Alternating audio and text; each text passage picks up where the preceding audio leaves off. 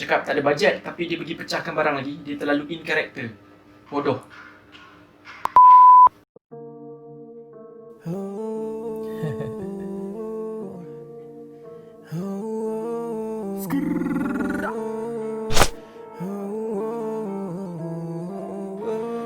Okay guys, hi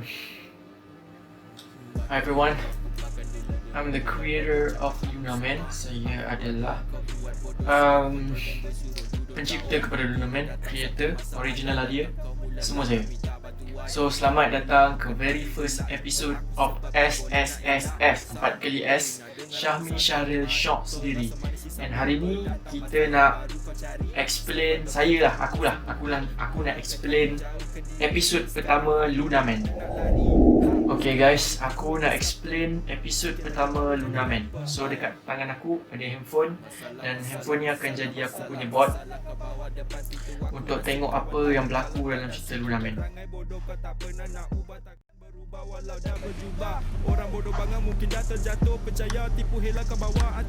Volume dia tak kuat. Okay, so apa yang kita tengah tengok sekarang ni ialah Akhbar Jefferson yang dilakonkan oleh kawan baik saya iaitu Syahid Syabil, dan watak Tan Sri Mustaqim ni pula kawan saya juga iaitu Irfan yang sangat-sangat famous dalam kalangan budak-budak KPTM. Confirm kenal dia. Siapa tak kenal tak tahulah. Ke korang tak kenal? Yes, 15 juta euro Oh my god! Memang dia minta 15 juta euro sebab kita nak satu amount yang sangat-sangat banyak. Okay, so here's the intro. Maybe in the first episode ni kita akan tunjuk sekali lah, kita akan explain sekali pasal intro ni, sebab lepas ni maybe kalau ada explanation untuk episod kedua, ketiga, kita dah tak explain dah pasal intro. So intro ni actually tak ada kena-mengena pun dengan cerita. Kita cuma nak tunjuk karakter Lunaman dan all the... Kalau kat Netflix episod pertama korang tak boleh skip intro, tapi kalau bila dah episod ketiga, keempat macam tu baru korang boleh skip intro lah, kan? Okay, created by Syahmi Syahril. Itulah akulah Syahmi Syahril, CEO. Okay, so episod 1 pilot. Apa itu pilot? Pilot ialah episod di mana kita untuk tarik penonton. Okay, quick pause dekat sini. Jadi apa yang berlaku sekarang ialah satu Malaysia mungkin dah tahu pasal anak Tan Sri Mustaqim yang hilang. So antara yang tahu pasal anak Tan Sri Mustaqim hilang ialah Lunaman. Tapi kita pun tak tahu macam mana dia tahu. Okay, itu adalah misteri yang pertama dalam cerita ni. Macam mana Lunaman tahu? Okay,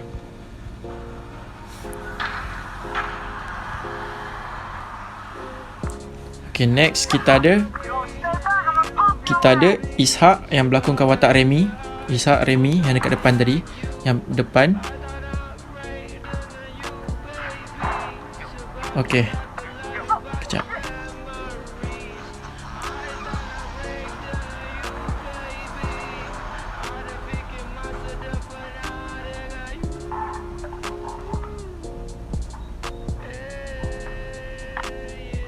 Alright, so macam biasa kita shoot dekat studio number 19 di Hijauan Heights Bangi.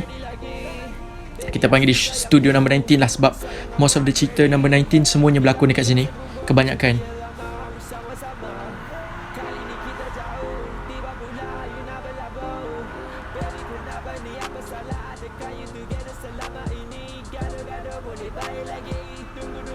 Okay, tadi depan tu Remy. So tadi Remy. Sekarang ni yang pakai topeng ni,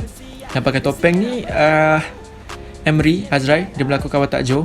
Dan yang tengah-tengah ni ialah debut Aina Nadia yang melakukan watak Robin Mustaqim, anak kepada kawan aku Irfan tadi. Okay, apa yang berlaku kat sini ialah Remy adalah penculik kepada Robin. No! God, please, no! No! No! Dan kalau kita skip sikit. Okay, so apa yang berlaku ialah sebenarnya Remy yang minta jumlah yang 15 euro tadi yang kita cakap tadi tu. 15 juta euro tadi tu Remy yang minta. Ini adalah trademark yang kita akan bawa dalam semua cerita, semua through Lunaman punya trademark ialah dia punya laugh.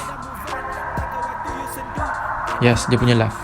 Dia punya laugh tu akan jadi trademark, dan maybe dalam setiap episod korang akan dengar bunyi laugh ni.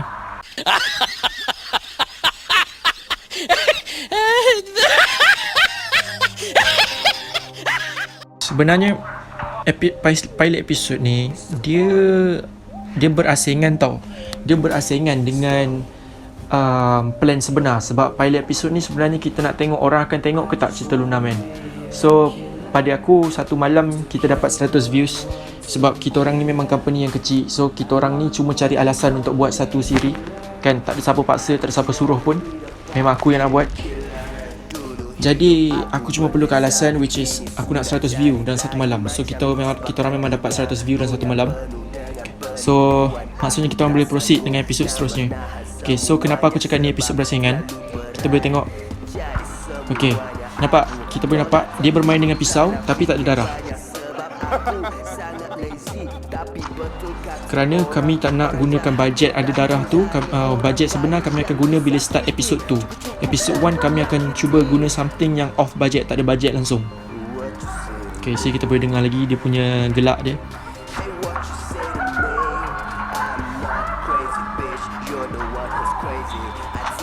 Okay, tapi kiranya kita memang dah kontrakkan semua pelakon dah. Kita dah kontrakkan semua pelakon. Kiranya andai kata episod 1 pilot ni berjaya, kita akan rangka episod-episod seterusnya dan pakai pelakon yang sama. Okay, so replika pistol tu hampir pecah sebab dia baling macam tu. Cakap tak ada bajet, tapi dia pergi pecahkan barang lagi. Dia terlalu in character. Bodoh. Seriously, what the fuck are you doing? Okay, so fight scene also tak makan bajet juga. Diorang ambil around 20 minutes to choreograph this fight scene. Tengok. Tapi okay lah, for choreograph fight scene yang ambil 20 minutes memang okay lah. So kita tahu Ishak ni memang stuntman. Daripada cerita Pistol Malaikat Maut lagi, dia berlakon jadi stuntman. So action ni memang dia yang nak improvise macam tu. Macam-macam lah, siku, lebam, cala. Okay, there goes the laugh again. Okay, part ni probably penting lah untuk siapa-siapa yang tengok. Siapa yang tengok, terima kasih. Apabila keluar dia macam glitchy ni maksudnya dia panggil Lunaman mode lah. Dia panggil Luna mode. Luna mode ni actually bila dia off zone lah. Maksudnya bila karakter Lunaman ni dia off zone, dia rasa macam dia jadi extra gila daripada biasa. Dia akan keluar glitchy mode, dan start tu dia akan bunuh orang. Macam ni, dia break Ishak punya neck ataupun Remy's punya neck. So bila dia jadi Luna mode ni, dia tak nak benda simple-simple lah. Actually kalau dia dah break the neck, memang dah mampus pun orang tu. Tapi dia tak nak biasa-biasa. Bos kita! BBB! Bukan Bisha. Dia nak go to tingkat 8. Ya, tingkat 8. Skip. Dia nak pergi ke tingkat 8. Buat apa dia nak pergi tingkat 8 is dia nak campak the body from tingkat 8 jatuh. Kan? So actually Lunaman ni is quite pandai lah. Actually dia tak nak nampak macam Remy tu kena bunuh. Dia nak nampak Remy tu macam jatuh ke apa-apa ke. So kita sebenarnya dalam episod 1 ni, walaupun kita tak ada rangka apa-apa sangat, tapi aku nak make sure cerita ni ada misteri. Ada misteri yang kita boleh bincangkan through next episode. So kat sini adalah very important frame. Aku cakap. Dia cakap budak flat bangun. Budak flat bangun. Sebenarnya tak ada pun tu subtitle dia. Stop it. Get some help. So dalam frame ni penting is kita nak tahu apa yang sebenarnya jadi dekat diorang ni. Kan? Maksud aku apa yang jadi kat diorang ni sebenarnya, kita nak go through benda ni in the next episode. Kita nak ada plot hole. Kita nak ada plot hole atau cliffhanger yang buatkan orang nak tengok next episode. Sebenarnya orang rasa macam tak ada misteri kat sini. Okay, habis. Sebenarnya orang rasa macam tak ada misteri dekat sini, tapi sebenarnya memang ada misteri. Antara plot hole-nya ialah siapakah Robin Mustaqim? Siapakah Robin Mustaqim yang dilakukan oleh Aina ni? Siapakah dia sebenarnya? Kenapa dia diculik? Okay, kita dah tahu dia anak kepada orang kaya, betul. Tapi plot hole yang kita letak kat sini, orang kaya sepatutnya ada bodyguard, ada orang boleh jaga dia. Tapi kenapa dia still dapat kena colik? And waktu bapak dia announce kat news yang anak dia kena colik, kenapa bapak dia muka macam tak sedih sangat? Yes. Satu lagi, macam mana Luna Man boleh tahu macam mana Luna Man boleh tahu kedudukan diorang, yang macam mana dia tahu Robin Mustaqim ni kena culik?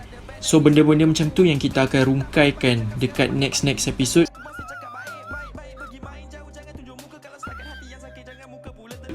Sekian. Jangan lupa watch Luna Man episode 1. Bye. I just wanna